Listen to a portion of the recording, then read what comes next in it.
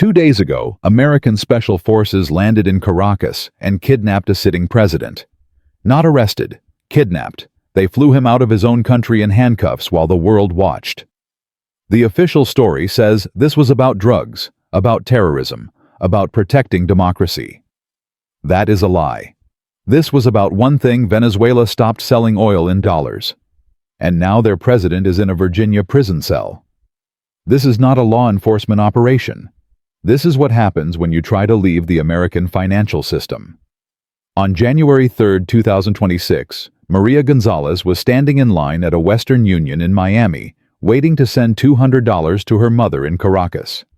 She had done this every month for 11 years. The money took 3 days to arrive, cost her $18 in fees, and her mother would receive it in bolívares at whatever exchange rate the black market offered that week.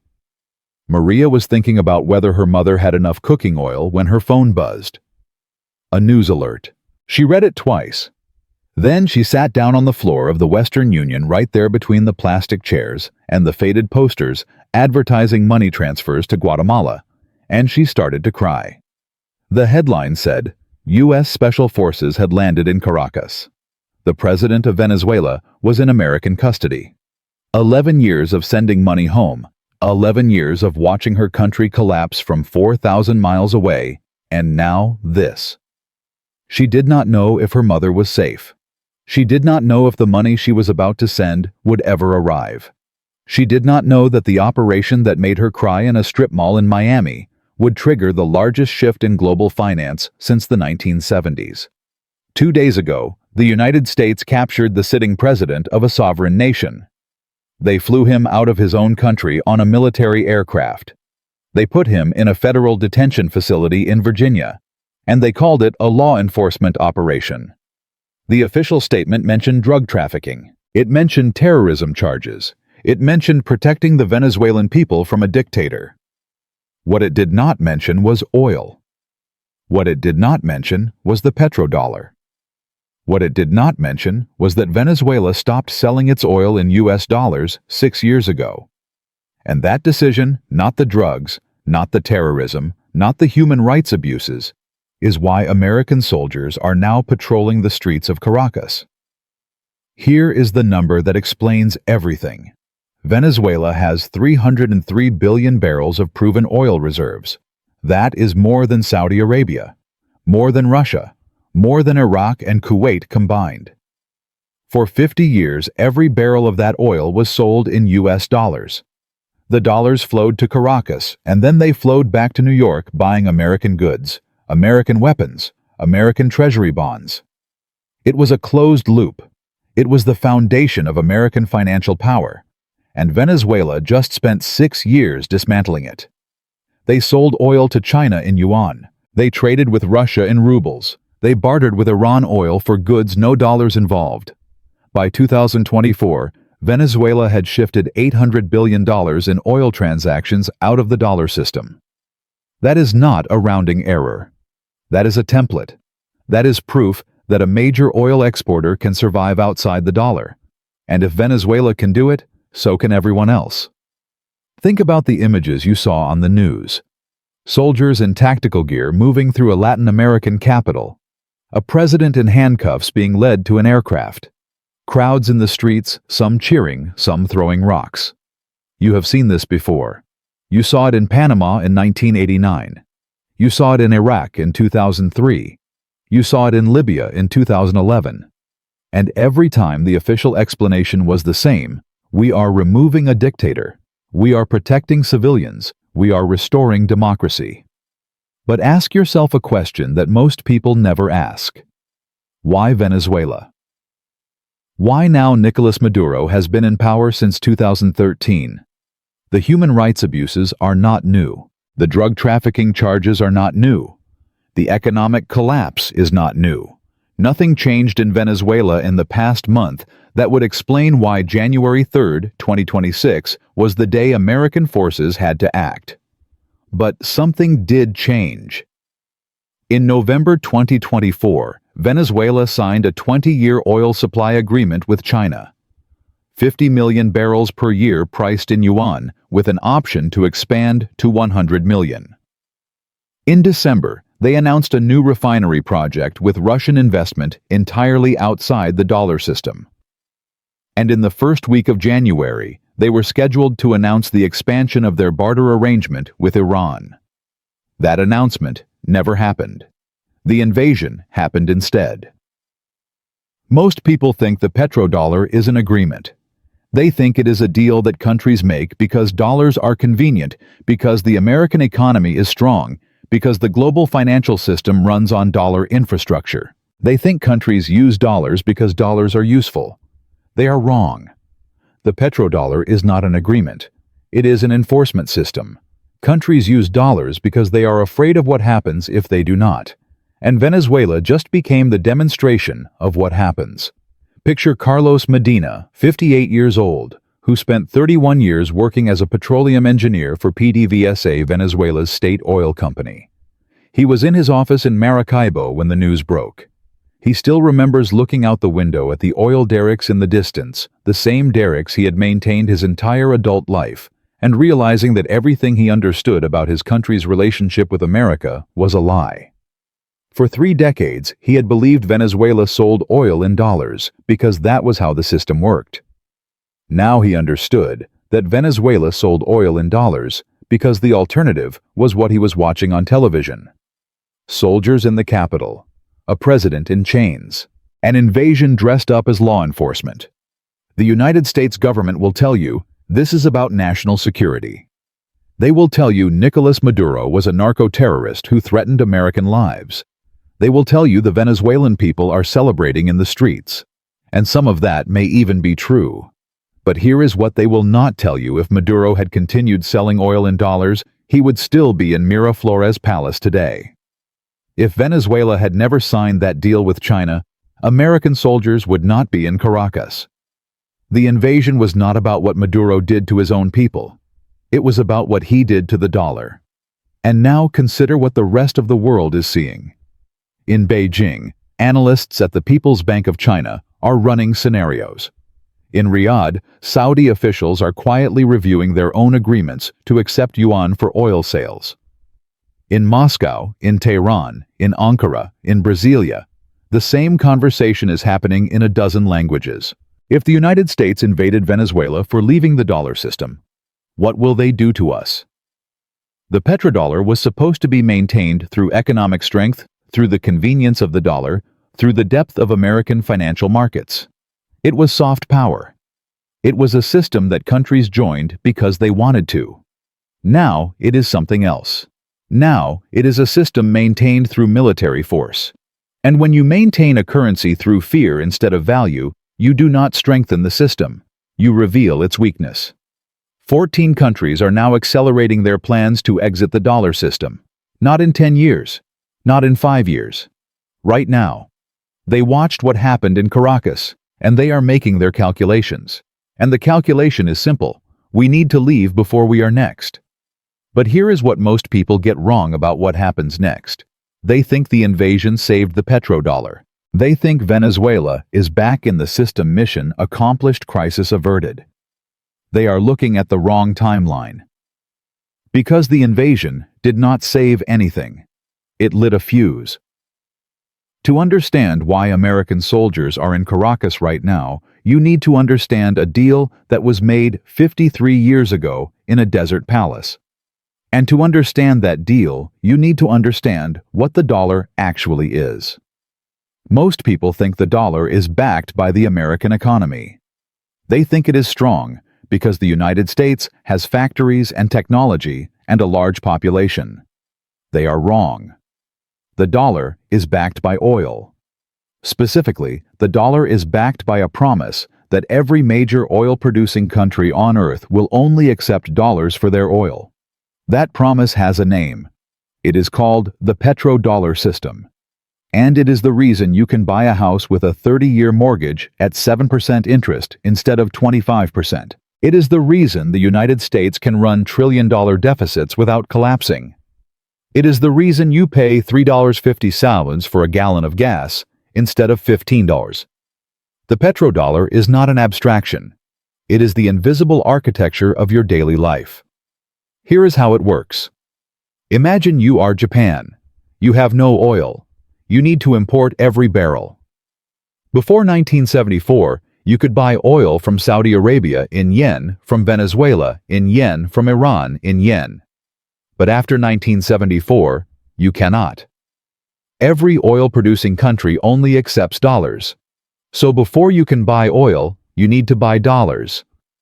You sell Toyotas to Americans, you receive dollars, and then you use those dollars to buy Saudi oil. But here is the twist. You always have more dollars than you need, because you never know exactly how much oil you will need next month or next year. So you keep a reserve. And what do you do with that reserve? You cannot just let it sit in a vault, losing value to inflation. So you buy the safest dollar-denominated asset you can find, U.S. Treasury bonds. You lend your excess dollars back to the American government. Now multiply this by every country on earth that imports oil. Japan, Germany, South Korea, China, India, Brazil. They all need dollars to buy oil. They all keep dollar reserves. They all buy treasury bonds. Trillions of dollars flowing into American debt, keeping interest rates low, keeping the American government funded, keeping the entire system running. The United States does not just print the world's reserve currency, it prints the world's oil currency, and that is a very different thing. Remember Maria Gonzalez from the Western Union in Miami, the one who sat on the floor and cried when she saw the news from Caracas. Her family's story goes back to the beginning of this system. Her grandfather Ramon Gonzalez was 26 years old in 1973 when OPEC announced the oil embargo against the United States. He was working at a PDVSA refinery in Punto Fijo, and he still remembers the day the teletype machine started printing the news. Arab nations were cutting off oil to America.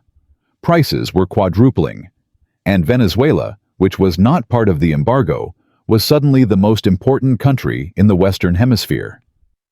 Ramon watched his salary triple in 18 months.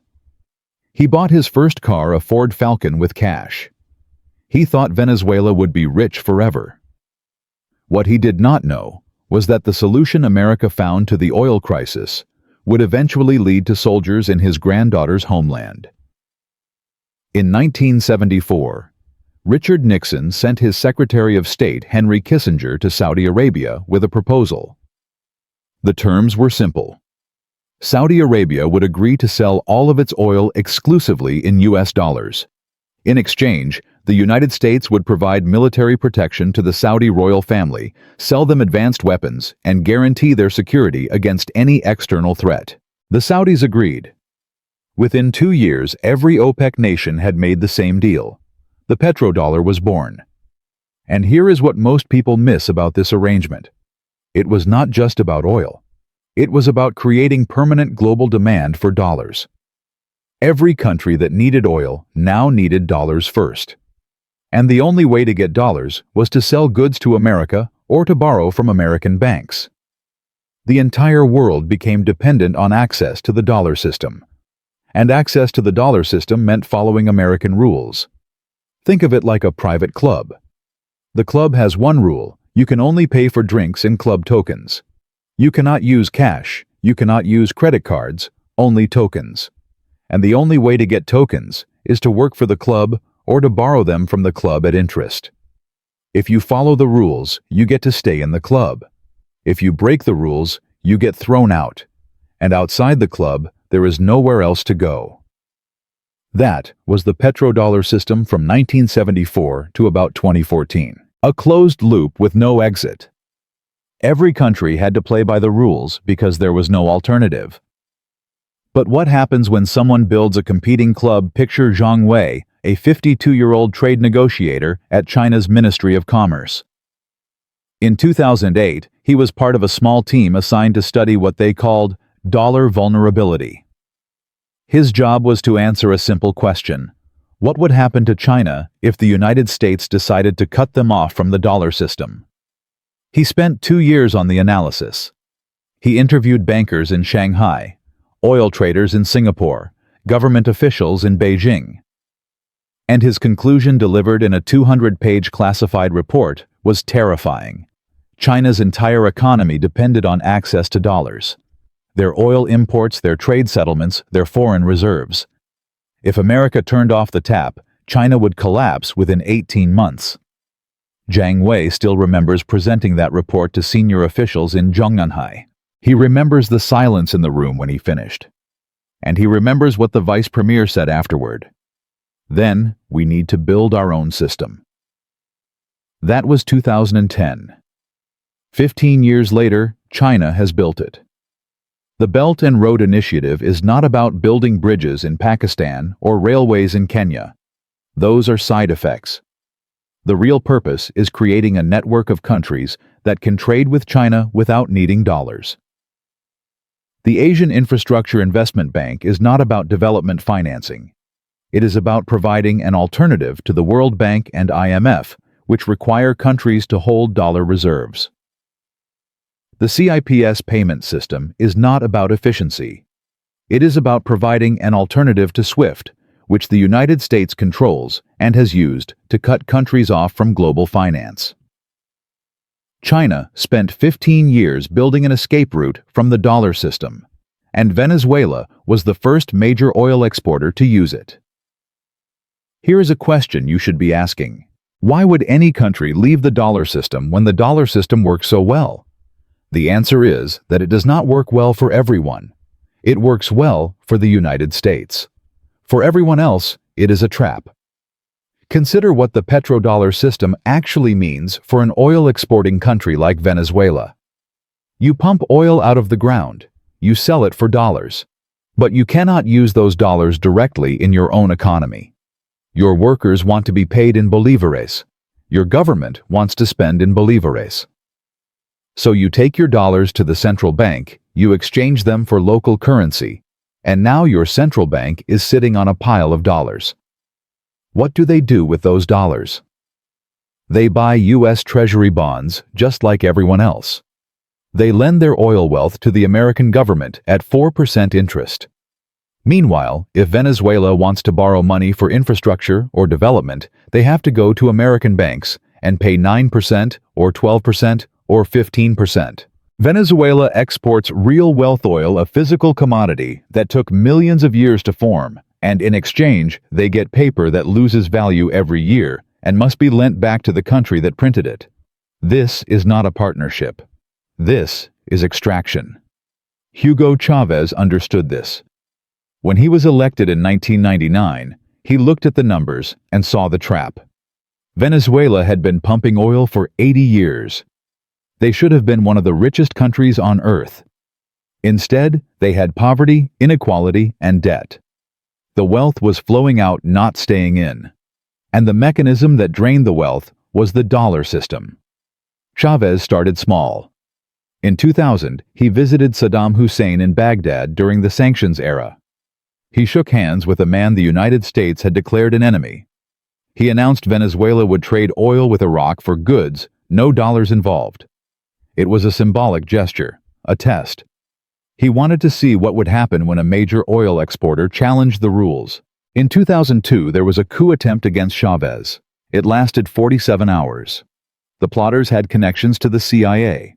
The message was clear: stay in the system or else. Chavez did not stay in the system. Over the next decade, he methodically built alternatives. The Oil for Loans program with China started at $4 billion and grew to $60 billion. Barter arrangements with Cuba exchanging oil for doctors and teachers. Joint ventures with Russia that bypassed dollar financing entirely. By the time Chavez died in 2013, Venezuela was no longer a petrodollar country. It was a hybrid selling some oil in dollars, some in yuan, some in barter. And the template was set. Nicolas Maduro inherited that template and expanded it. He had no choice. By 2017, U.S. sanctions had cut Venezuela off from dollar financing anyway. If you cannot access the dollar system, you build around it. And that is exactly what Maduro did. The question was never whether the United States would respond. The question was how. The official story is clean. Nicolas Maduro was a narco-terrorist who trafficked cocaine into the United States, funded terrorism, and brutalized his own people. The Department of Justice had a $15 million bounty on his head. The operation that captured him was a law enforcement action no different than arresting a drug lord in Mexico or a terrorist in Syria. American soldiers were in Caracas to protect the Venezuelan people and restore democracy. That is the story. Now let me tell you what actually happened. In November 2024, Venezuela signed the largest oil agreement in Latin American history. 50 million barrels per year to China, locked in for 20 years, priced entirely in yuan. No dollars, not a single cent passing through the American financial system. The deal included provisions to expand to 100 million barrels by 2030. It included Chinese investment in Venezuelan refineries. It included a currency swap arrangement that would allow Venezuela to trade with half of Asia without ever touching a dollar. This was not a commercial transaction. This was an escape route. And it was not just for Venezuela. The agreement included a clause that most Western analysts missed entirely.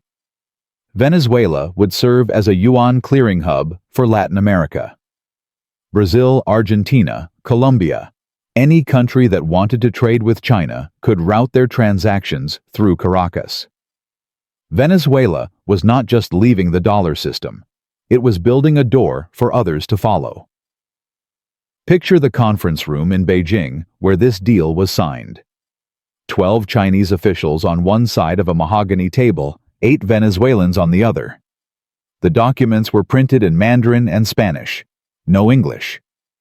When Nicolas Maduro signed the final page, he looked up at the Chinese trade minister and said something that was not included in the official transcript.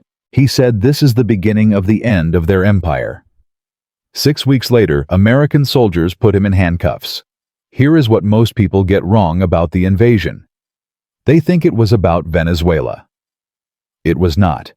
Venezuela's oil production has collapsed from 3 million barrels per day in 2000 to barely 800,000 today. Their infrastructure is crumbling. Their refineries are rusting. Venezuela itself is almost irrelevant to global oil markets. The invasion was not about Venezuelan oil. It was about the template. If Venezuela could prove that a major oil exporter could survive outside the dollar system, if they could build financial infrastructure that bypassed American control, if they could show that China would protect countries that defected from the petrodollar, then the entire system was at risk. The invasion was not punishment for what Venezuela had done. It was prevention of what others might do. Rosa Gutierrez is 67 years old. She has lived in the same apartment in Caracas for 41 years, raised 3 children there, buried her husband there. On the morning of January 3rd, she heard helicopters before dawn. Not the police helicopters she had grown accustomed to, but something heavier, louder military. She went to her window and watched Black Hawk helicopters descending on the city she had known her entire life.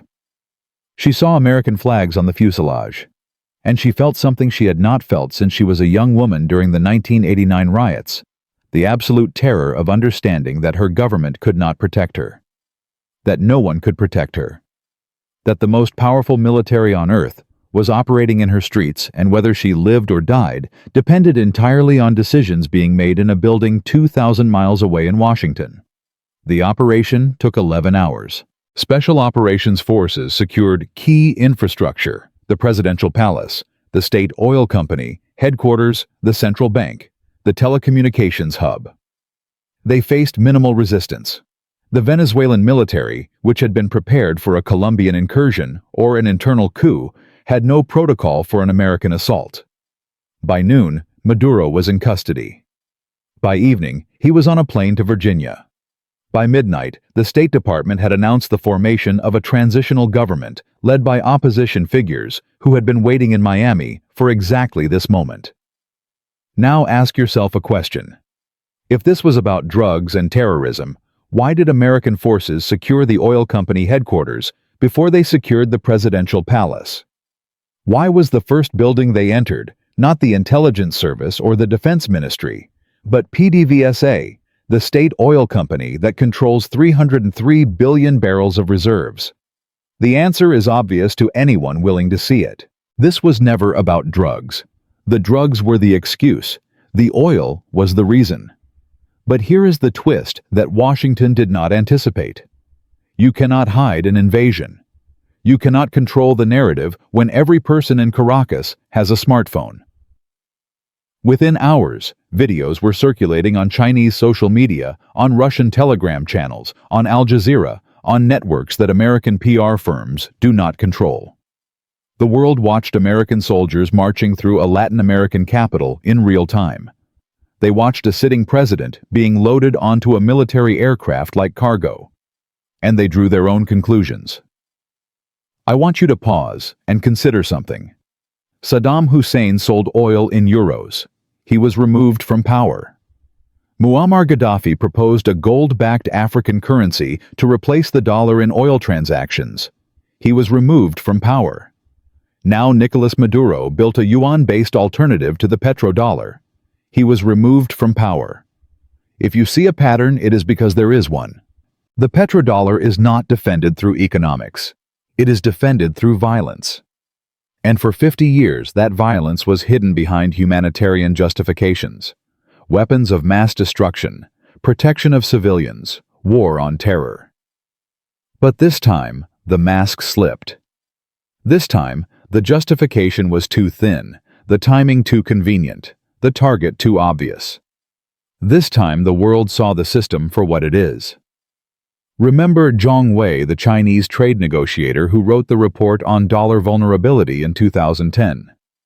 He is still at the Ministry of Commerce. On January 4th, one day after the invasion, he was called into an emergency meeting in Beijing. 14 officials from the Foreign Ministry, the Central Bank, the military, and the Commerce Department. The topic was simple acceleration. The 15-year timeline for building alternatives to the dollar system was being compressed to 5 years. Zhang Wei still remembers what the Commerce Minister said at the end of that meeting. He said, "They just did our recruiting for us." Every oil exporter on Earth is now asking themselves one question: am I next? And we need to give them somewhere to go. The invasion achieved its immediate objective. Venezuela is back in the dollar system, at least on paper. The transitional government has announced it will honor all existing oil contracts in dollars. PDVSA is being restructured under American supervision. The yuan deal with China has been suspended pending review. Mission accomplished. But consider the cost. In Riyadh, Crown Prince Mohammed bin Salman watched the invasion from his palace and made a phone call to Beijing. The contents of that call have not been made public, but satellite imagery shows something interesting. On January 5th, 2 days after the invasion, a Chinese military delegation landed in Jeddah. They were there for 16 hours. What they discussed is unknown, but Saudi Arabia has been quietly accepting yuan for oil sales to China since 2023. If the U.S. invaded Venezuela for leaving the dollar system, what happens when Saudi Arabia leaves? That is the calculation being made right now. And the answer they are arriving at is not the one Washington wanted. Here is the rage moment. Here is the part that should make you angry. The invasion of Venezuela will cost American taxpayers approximately $2.3 billion in direct military expenditure. The occupation that follows will cost $400 million per month. The reconstruction of Venezuela's oil infrastructure will cost another $15 billion financed through loans that American banks will provide at interest rates that would be illegal if charged to American consumers. All of this money flows from your pocket to defense contractors, oil companies, and financial institutions. You pay the cost. They collect the profit.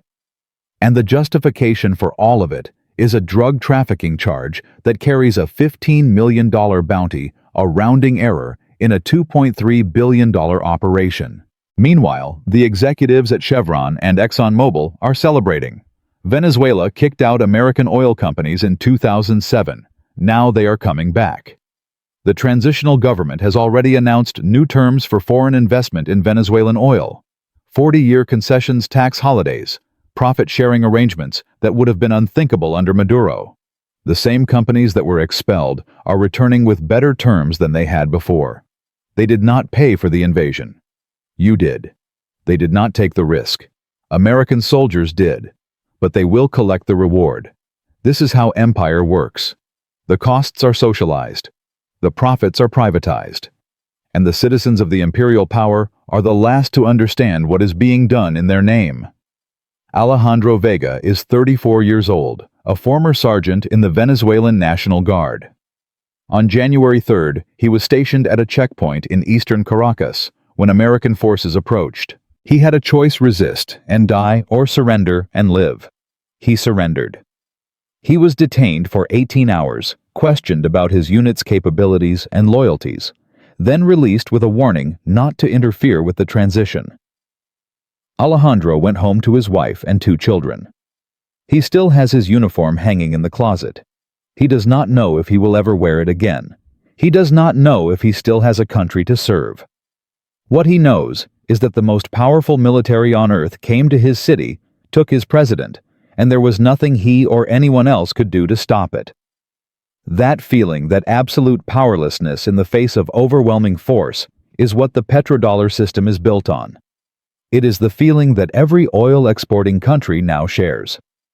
The question is no longer whether the petrodollar system will survive. The question is how long the transition takes and how violent it becomes.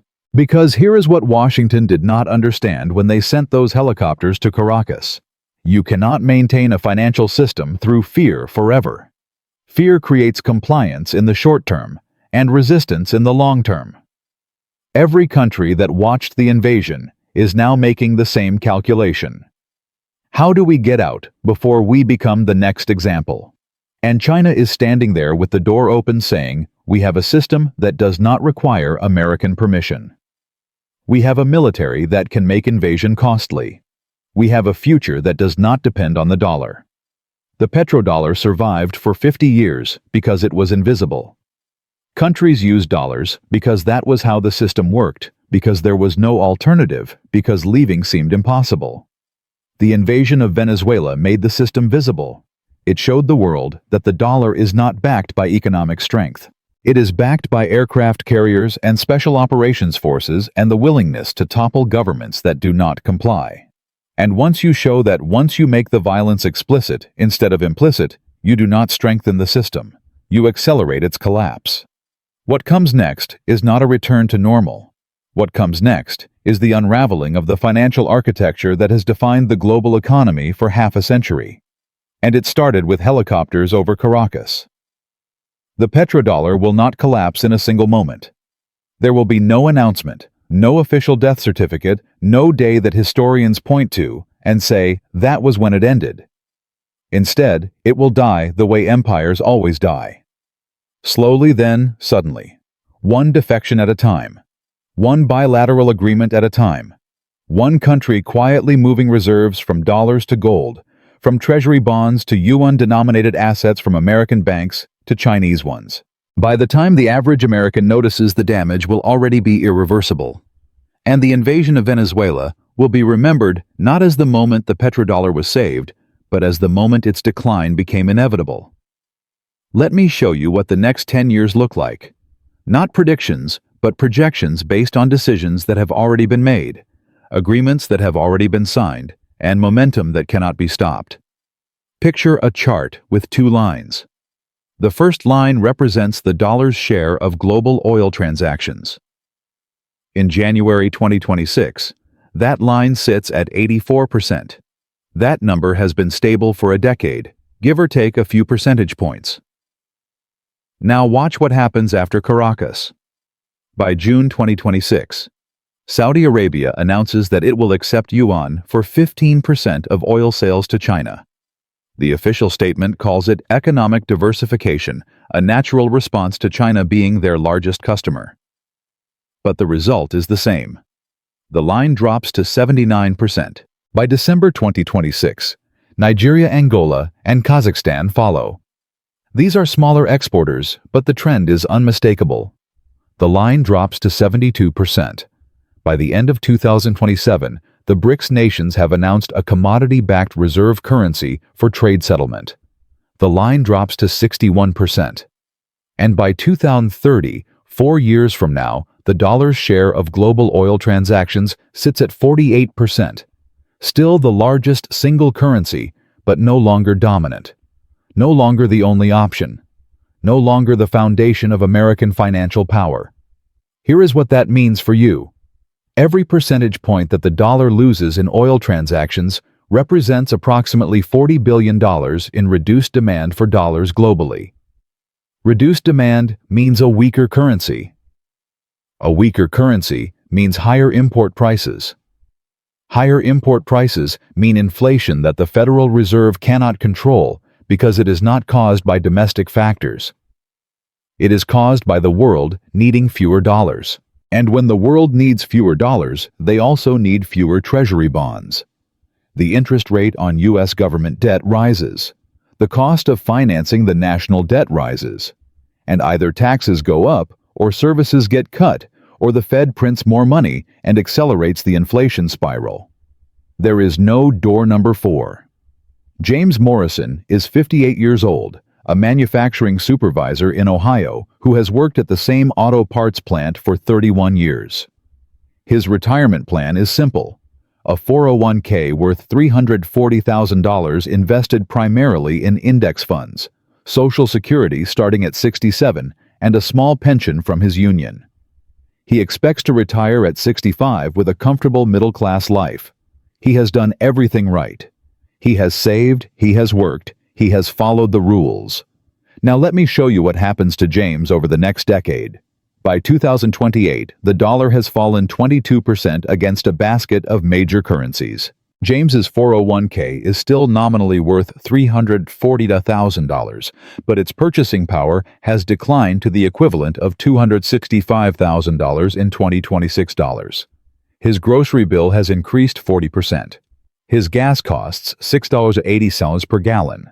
The inflation adjustment on Social Security has not kept pace with actual price increases because the official inflation measure excludes food and energy. By 2030, James is 62 years old. He had planned to retire at 65, but his projections no longer work. He needs to work until 70 to maintain the same standard of living he expected at 65. By 2034, when James finally retires at 68, his 401k has grown nominally to $400,000, but its real purchasing power is $195,000 in 2026 dollars. His retirement will be spent watching expenses, choosing between medications, hoping his savings outlast his body. James did nothing wrong. He was simply a citizen of an empire that made a strategic mistake and asked its middle class to pay the price. Now contrast James with someone on the other side of this transition. Chen Xiaoming is 45 years old, a mid-level manager at a state-owned energy company in Shenzhen. His job is to negotiate oil purchase agreements with Middle Eastern suppliers. In 2026, his work becomes significantly easier. Countries that were hesitant to accept yuan are now eager to diversify away from dollars. His company secures long-term contracts at favorable rates. His salary paid in yuan increases in real purchasing power as the dollar weakens. By 2030, Chen has been promoted twice. He oversees a team of 40 people. His apartment in Shenzhen, purchased in 2024, has doubled in value. His children attend international schools that teach Mandarin as the primary language of global commerce.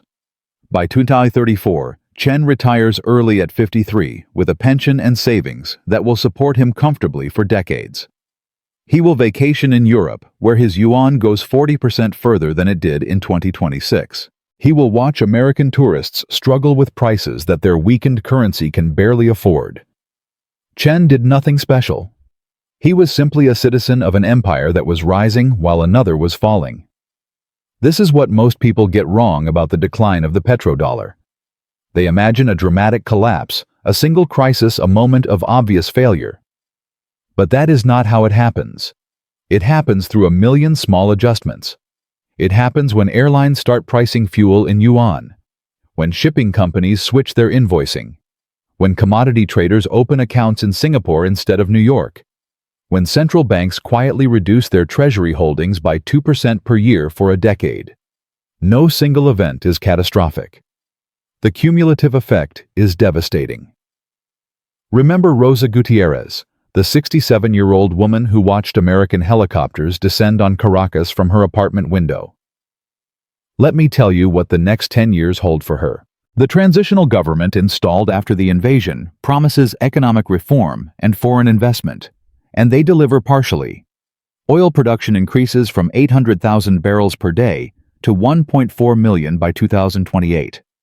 American and European companies return. GDP grows, but Rosa does not benefit. The new jobs go to younger workers with technical training. The investment flows to Caracas and the oil regions, not to her neighborhood. Her pension, denominated in bolívares, is worth less each year, as the currency is managed for the benefit of foreign investors rather than domestic stability. By 2030, Rosa is 71 years old. She has moved in with her daughter because she cannot afford her apartment alone. Her grandchildren study English because that is the language of opportunity in the new Venezuela. She watches American news on television and sees commentators praising the success of the Venezuelan transition, the triumph of democracy, the vindication of the intervention. She wonders if they know what success looks like from the inside. By 2034, Rosa has passed away. Her obituary does not mention the invasion. It does not mention the petrodollar. It mentions only that she was a mother, a grandmother, a woman who lived through extraordinary times and died in a country that no longer felt like home. But there is another Venezuelan whose trajectory is different. Carlos Mendez is 38 years old, an oil engineer who left Venezuela in 2019 when the sanctions made work impossible. He moved to Houston, took a job with an American drilling company, and waited. On January 4, 2026, one day after the invasion, his phone started ringing. Every company that had been locked out of Venezuela for 15 years was suddenly scrambling to get back in. They needed people who knew the fields, the infrastructure, the local conditions. Carlos flew to Caracas in February 2026. By March, he was project manager for a $2 billion refinery reconstruction. By 2028, he was country director for a major American oil services company. His salary in 2034 is $1.2 million per year. He owns apartments in both Caracas and Miami. His children attend the same elite schools as the children of the Venezuelan officials who run the transitional government. The invasion destroyed lives, but it also created opportunities. The question is, who gets access to those opportunities and who pays the cost of creating them? Carlos got access because he had skills the empire needed. Rosa paid the cost because she did not. Here is a question that American policymakers should be asking but are not. What happens when other countries watch Venezuela and learn the wrong lesson? Because the lesson Venezuela teaches is not that you should stay in the dollar system. The lesson is that you should leave faster and more completely before America can respond. Iran watched the invasion and accelerated its nuclear program, not because they want nuclear weapons, but because nuclear weapons are the only guarantee that American soldiers will not land in Tehran. They saw what happened to Iraq, which had no weapons of mass destruction. They saw what happened to Libya, which gave up its nuclear program. They saw what happened to Venezuela, which had only oil. The lesson is clear. Get nuclear capability, or accept that your sovereignty depends on American permission. North Korea is the model. Iran is following it. And every mid-sized country with resources America wants is taking notes. The petrodollar system survived for 50 years because it offered something valuable: stability, liquidity, access to the largest economy on Earth. Countries accepted American rules because the benefits outweighed the costs. But the invasion of Venezuela changed that calculation. Now the costs include the possibility of military intervention if you try to leave. And when the costs of staying start to look like the costs of leaving, countries choose to leave on their own terms, rather than wait to be forced. Picture a timeline stretching from 2026 to 2036. At the beginning, the dollar is dominant but wounded. At the end, the world has three major currency blocks. A dollar bloc centered on the Americas and parts of Europe, a yuan bloc centered on Asia and Africa, and a euro bloc trying to maintain neutrality between them. Global trade is less efficient. Currency conversions add friction. But the American ability to impose its will through financial power is broken. The sanctions weapon that destroyed Venezuela's economy, that crippled Iran, that punishes Russia, no longer works when countries can trade in yuan instead. The empire does not fall, it shrinks.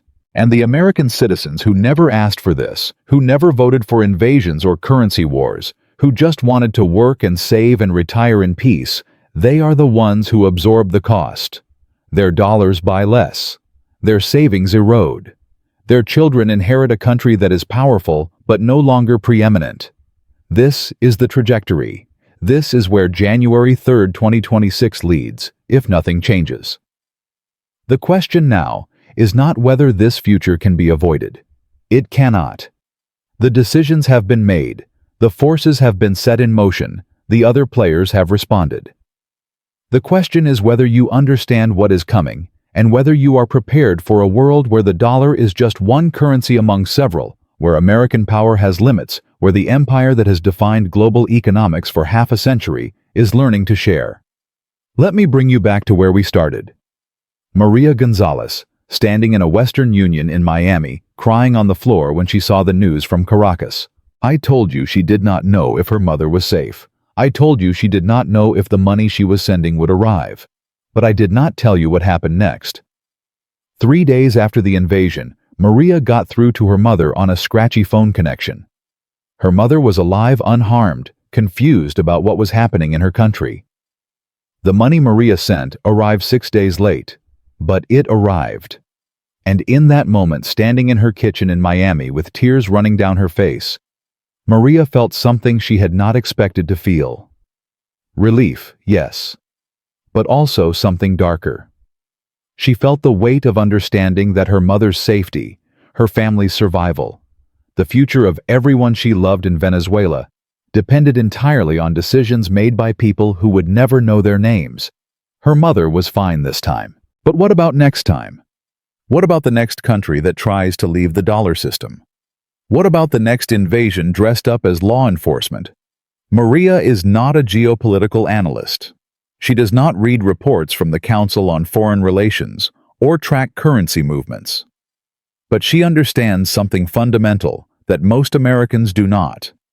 She understands that the system that allows her to send $200 to her mother, the system that prices oil and settles international trade, the system that makes the dollar valuable, that system is maintained through force. And force, unlike economic strength, creates enemies. Here is the pattern that runs through everything I have shown you. In 1974, the petrodollar was born from a deal between America and Saudi Arabia. Oil would be priced in dollars. In exchange, America would provide military protection. For 50 years, this arrangement was invisible. Countries used dollars because dollars were useful, because the American economy was strong, because there was no alternative. The violence that maintained the system was hidden behind other justifications: weapons of mass destruction, war on terror, humanitarian intervention. But the invasion of Venezuela stripped away the justifications. It revealed the mechanism. And once you see the mechanism, you cannot unsee it. Remember Carlos Medina, the petroleum engineer, who looked out his window in Maracaibo and watched the oil derricks while American helicopters flew over his city. Remember what he realized in that moment, that everything he believed about his country's relationship with America was a lie. Carlos is still in Venezuela. He still goes to work every day. But something has changed. He no longer believes that the dollar system is natural or inevitable. He no longer believes that his country must sell oil in dollars because that is how the world works. He has seen the alternative. He has seen what happens when you try to leave. And he has also seen that leaving is possible, that China built an escape route, that other countries are using it. Carlos is one person. But multiply him by 1 billion. Multiply him by every engineer, Every bureaucrat, every government official in every oil-exporting country who watched the invasion and asked themselves the same question, are we next? That question is now shaping policy in Riyadh and Moscow and Beijing. It is shaping the decisions of central bankers who are quietly reducing their dollar reserves. It is shaping the negotiations between China and Saudi Arabia over yuan-denominated oil contracts. The invasion was supposed to send a message, stay in the dollar system or else. The message received was different. Get out while you still can. What most people get wrong about this moment is that they think it is about Venezuela. It is not. Venezuela is a symbol. It is the visible tip of a shift that has been building for 20 years. China's Belt and Road Initiative, the BRICS Development Bank, the CIPS payment system, the bilateral currency swap agreements that now cover $500 billion in annual trade. None of these systems can replace the dollar today. But they do not need to replace the dollar. They only need to provide an alternative for countries that want one. And after January 3, 2026, a lot more countries want one. I am not going to tell you what to do with your money. I am not a financial advisor, and this is not financial advice. But I am going to give you a framework for thinking about what you have just learned. 3 questions you should ask yourself as you watch the next decade unfold. First, what percentage of your wealth is denominated in dollars, and what happens to that wealth if the dollar loses 25% of its purchasing power over 10 years? This is not a prediction. It is a scenario. Run the numbers for yourself. Second, what are the signals that the transition is accelerating? Watch for central bank announcements about reserve composition. Watch for bilateral agreements to trade in non-dollar currencies. Watch for countries announcing that they will accept yuan or gold or a basket currency for oil. Each announcement is a data point. The pattern will become clear before the consequences do. Third, who benefits from telling you that the dollar is invincible, and who benefits from telling you that collapse is imminent? Neither story is true. The dollar is not invincible. The invasion proved that. Collapse is not imminent. The system has too much inertia to fail overnight. The truth is in the middle, a slow transition over a decade, painful for those who are not prepared, manageable for those who are. Let me close with Zhang Wei, the Chinese trade negotiator who wrote the report on dollar vulnerability in 2010. The man who heard the vice premier say, "Then we need to build our own system." 15 years later, that system exists. It is not complete. It is not dominant. But it is real. And Zhang Wei, now 67 years old and approaching retirement, allows himself a small satisfaction when he watches American news coverage of the Venezuela invasion. He does not celebrate the suffering of Venezuelans.